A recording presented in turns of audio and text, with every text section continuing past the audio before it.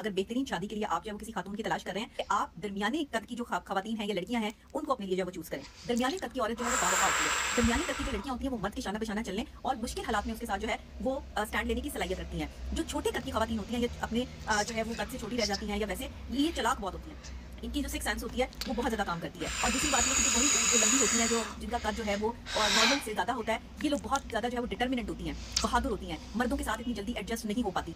So now it's time for school. ये कहाँ पे लिखा है कि हाइट की बेस पर शादी कामयाब होगी या फिर नाकाम होगी? और ये कहाँ पे लिखा है कि जो बहादुर औरतें हैं सिर्फ वही होती हैं जिनकी हाइट ज्यादा होती है? या फिर ये कहाँ लिखा है कि जो छोटा होता है जिन औरतों का कद, उनको शादी का कोई हक नहीं है? आप एक्चुअली औरत को एक खिलौने के तौर पर पेश करिए, एक जानवर के तौर पर, कि ये इनकी सेल है, ये इनकी चीज, आप हाइट के मुताबिक बीच में से अपना जानवर ले जाए। आप ऐसे औरत को एक फिजिकल ऑब्जेक्ट के तौर पर पेश करिए।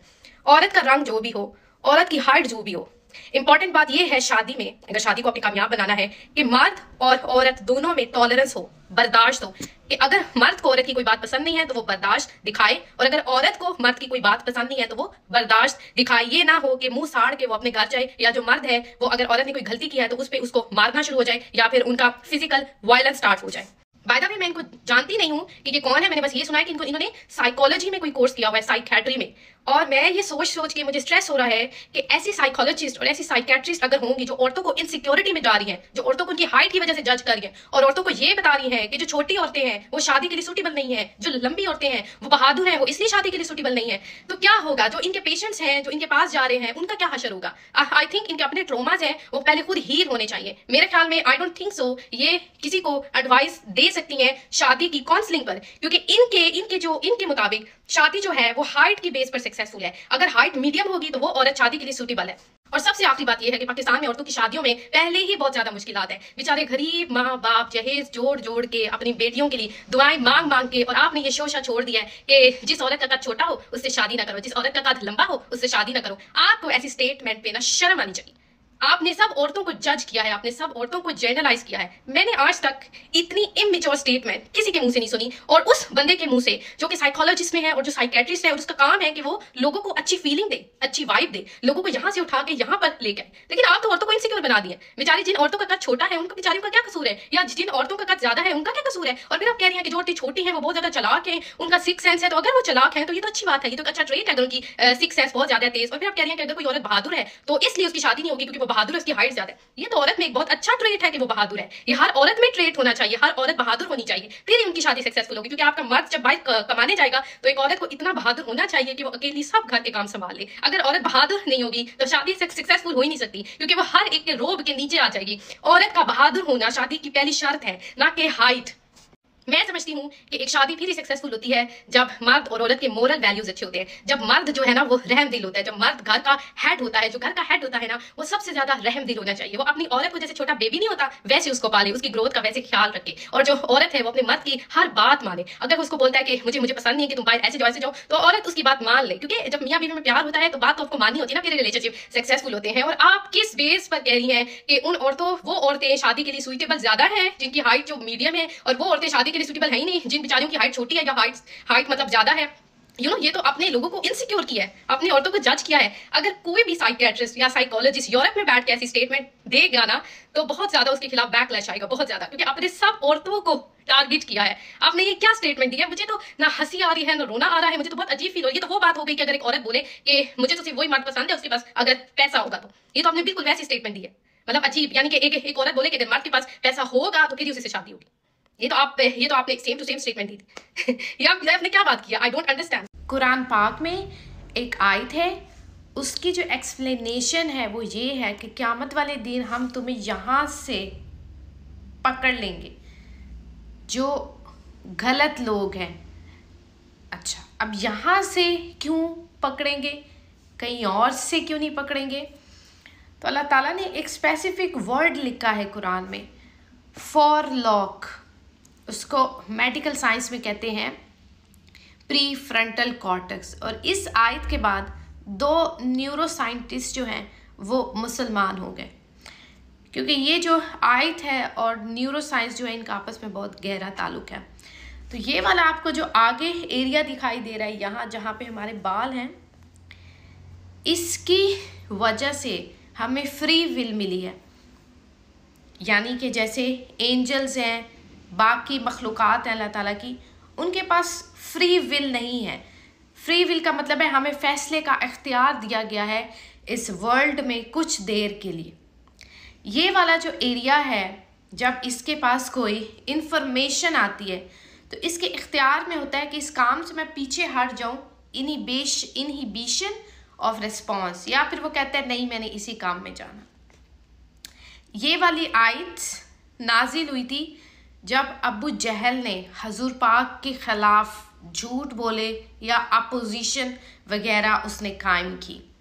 तो तब अल्लाह ताला ने फरमाया कि जो ऐसे लोग हैं जो झूठ बोलते हैं, ठीक है, क्योंकि झूठ का भी जो ताल्लुक़ है वो इस हिस्से से है, और जितने भी गुनाहों का ताल्लुक़ है वो इस हिस्से से है, तो हम उनको यहाँ से उनकी रूह निकालेंगे, यहाँ से उनको पकड़ लेंगे क़यामत वाले दिन।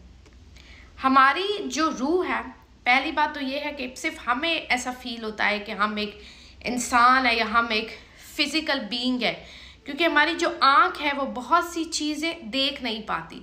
बहुत सी चीज़ें हैं इस यूनिवर्स में जो अल्लाह ताला ने इजाज़त नहीं दी हमारी आँख को कि वो देख पाए। उसमें से एक चीज़ है इलेक्ट्रोमैग्नेटिक फील्ड और हमारी फ्रीक्वेंसी। हमारी जो रूह की फ्रीक्वेंसी है, क्योंकि अल्लाह ने हमें बनाया है, हम एक उसकी एक छोटी सी मशीन है, और अल्लाह ताला ने इस मशीन को बोला है अशरफुल मखलूक़ात। इंसान अशरफुल मखलूक़ात तब होता है जब वो अपनी बेस्ट फ्रीक्वेंसी में होता है, और जो आपकी बेस्ट फ्रीक्वेंसी है वो अल्लाह ताला ने कुरान पाक में बता दी है, वो यहाँ पे है, और आपकी जो लोएस्ट फ्रीक्वेंसी है वो यहाँ पे है। वो लोग जो खौफ में नहीं आते, अल्लाह ताला को खौफ बहुत ज़्यादा नापसंद है। जिन लोगों में खौफ है, जिन लोगों ने मायूसी है, अल्लाह ताला को मायूसी बहुत ज़्यादा नापसंद है। उसकी वजह से इंसान की जो फ्रीक्वेंसी है वो लो हो जाती है। आप जो दिमाग में सोचते हैं उसी के मुताबिक आपकी फ्रीक्वेंसी जनरेट होती है। आपकी पूरी ज़िंदगी का जो दारो मदार है, जो आप सोचते हैं, क्योंकि वही आगे एक्शन होता है, उस पे है। इसलिए अल्लाह ताला कहता है कि वो नियतों पे आपको अजर देगा। नियत क्या होती है? जो आप दिमाग में सोचते हैं, उसी से आपकी फ्रीक्वेंसी जनरेट होती है। थॉट जो होता है, तो एक बंदा जो अशरफुल मखलूक़ात वाकई है, उसकी हाईएस्ट फ्रीक्वेंसी होनी चाहिए। हाईएस्ट फ्रीक्वेंसी होती है बंदे में खौफ ना हो, मायूसी ना हो, और उसको अल्लाह पे यकीन हो। सबसे जो मेन चीज़ है, एक बंदे को वाकई यकीन होना चाहिए कि मेरा एक खुदा है जिसके पास इतनी ताकत है। अब आपने देखा कुछ लोग अपनी जान ले लेते हैं, उसकी काफ़ी ज़्यादा रीजंस होती है, उनके साथ किसी ने गलत किया होता, और वो डिप्रेशन में उनकी जो रूह की फ्रीक्वेंसी है वो इतनी लो होती है कि वो खौफ में आ जाते हैं, मायूसी में आ जाते हैं, और वो समझते हैं हमारे आसपास कोई खुदा नहीं है, हमारा कोई सहारा नहीं है। या फिर अल्लाह ताला ने अगर किसी को आजमाइश में डाला है दौलत के थ्रू, औलाद के थ्रू, अल्लाह ताला ने पहले ही बोल दिया है कि जो दौलत है और जो औलाद है वो आजमाइश है। इसकी वजह से कुछ लोग एंजाइटी, डिप्रेशन में आ जाते हैं। जैसे कि आपके औलाद के मामलात होते हैं बहुत से, आप में खौफ पैदा हो जाता है, आप लोग समझते हैं कोई सहारा नहीं है। वो बंदा जो है उसकी फ्रीक्वेंसी लो हो जाती है, और उसकी वजह से उसमें जो फ्रीक्वेंसी जनरेट होती है लो, उसकी वजह से उसकी ज़िंदगी जो है वो ख़राब हो जाती है। तो आपने अपने अंदर से हमेशा हाई फ्रीक्वेंसी को जनरेट करना है, जिस पे अल्लाह ताला ने आपको बनाया है। ये जो कुरान पाक है ना, ये गाइड बुक है। इसमें पहली गाइडेंस ये है कि आपने खौफ ज़दा नहीं होना, मायूस नहीं होना। मायूस कौन बंदा होता है? सिंपल सी बात है। बहुत से लोग कहते हैं हमारी शक्ल नहीं अच्छी, हमारा रंग काला है, हमें ये प्रॉब्लम है, हमारी औलाद में ये प्रॉब्लम है, हम उससे अच्छे नहीं हैं। बस मायूसी क्यों ये होती है? क्योंकि हमें अल्लाह की ज़ात पे, जो अल्लाह ताला ने हमें यहाँ पैदा किया है, उस पर यकीन नहीं है। आपको एक और इंटरेस्टिंग चीज़ बताती हूँ। कुछ लोगों को इस ज़िंदगी से बहुत ज़्यादा प्यार होता है कि उनको मौत का खौफ होता है। ये बहुत गलत बात है, क्योंकि ये जो ज़िंदगी है इसकी कोई वैल्यू नहीं है। आप कुछ लोग कहते हैं ना हमने फौत हो जाना है, बस मौत आनी है, ख़त्म। नहीं, आपको अल्लाह ताला ने हमेशा रहने के लिए बनाया है। आप वो खुश नसीब हैं। मैं हमेशा रहूंगी, आप लोग जो है आप हमेशा रहेंगे, लेकिन इस वर्ल्ड में नहीं रहेंगे। आपकी जो डायमेंशन है मौत के बाद चेंज हो जाएगी।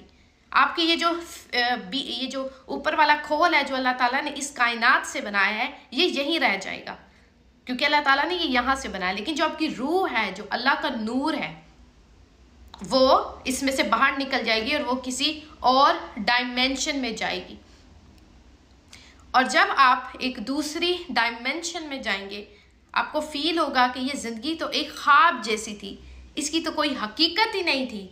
हम जो रो रहे थे, पीट रहे थे, इतनी हमने अहमियत दी थी छोटी छोटी चीज़ों को, हम इतने हासिद थे, हम इतने जेलस लोग थे कि उसके पास ये हमारे पास क्यों नहीं है। आप सोचेंगे, आप ऊपर से जब आपकी रूह निकल जाएगी, आप हंसेंगे कि हमने ये क्या किया।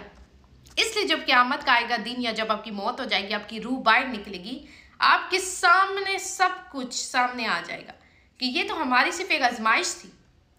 अगर आप सिर्फ ये समझ लें कि ये जो ज़िंदगी है ये वाकई एक ख्वाब है, आपको फील होता है टाइम बहुत ज़्यादा है, हमारी उम्र है साइंस के मुताबिक, अगर आप इस ज़मीन से निकलकर स्पेस पर जाएं, तो इसके अगर आप फिर वापस आए तो ज़मीन के बहुत से साल बीत चुके होंगे, कोई 400 मिलियन साल।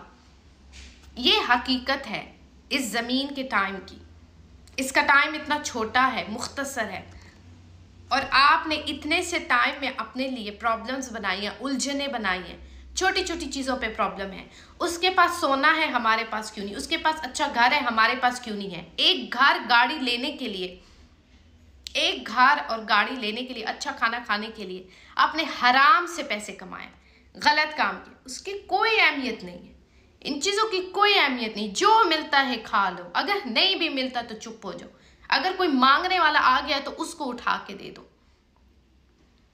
क्योंकि जब आपकी रूह इस बॉडी में से बाहर निकल जाएगी, जैसे आप सो जाते हैं, ये अल्लाह ताला ने आपको एक एग्जाम्पल दी है। जब आप सो जाते हैं, आपकी रूह जो है वो आपकी बॉडी में से बाहर निकल जाती है, आपको होश ही नहीं रहता। आपकी कॉन्शियसनेस जो है ना, शऊर है, वो रूह के अंदर है।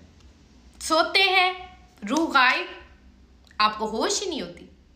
ऐसा ही होगा जब आपको मौत आएगी, और जब मौत आ जाएगी ना, फिर आप सोचेंगे ये क्या हमने किया, हम क्यों इस छलावे में आ गए। ये जो आपको सारी चीज़ें दिखाई देती है, छलावा है। इसलिए अल्लाह ताला ने कुरान पाक में फरमाया है कि मायूस मत हो, खौफ मत करो। आपको तो खुश होना चाहिए। अल्लाह ताला ने आपको अशरफुल मखलूकात बनाया है, आप हमेशा के लिए रहने वाले। अल्लाह ताला ने कुरान पाक में फरमाया ना, वो लोग हमेशा जन्नतुल फिरदौस में रहेंगे, वो लोग हमेशा दोज़ख में रहेंगे। हमेशा का वर्ड यूज़ किया। आप इतने खुश नसीब हैं, और आपने अपनी रूह की फ्रिक्वेंसी यहाँ से यहाँ पे ले आए। छोटी छोटी चीज़ों पे टेंशनें हैं, जेलिस हैं, हासिद हैं। ऐसे इंसान ना बने कि आप हमेशा दोज़ख में रहें। ऐसे इंसान बने कि आपकी रूह हमेशा जन्नत में रहे, क्योंकि जो आपकी रूह है ना, वो अल्लाह का नूर है। उसको इस फ्रिक्वेंसी पर लेके आए। और पहला रूल ये है कि अपने मायूस नहीं होना, घबराना नहीं है। जो भी हालात आ रहे हैं उसमें अल्लाह ताला का शुक्र अदा करें, हर हाल में अल्लाह का शुक्र अदा करें। दैट्स इट, और कुछ नहीं।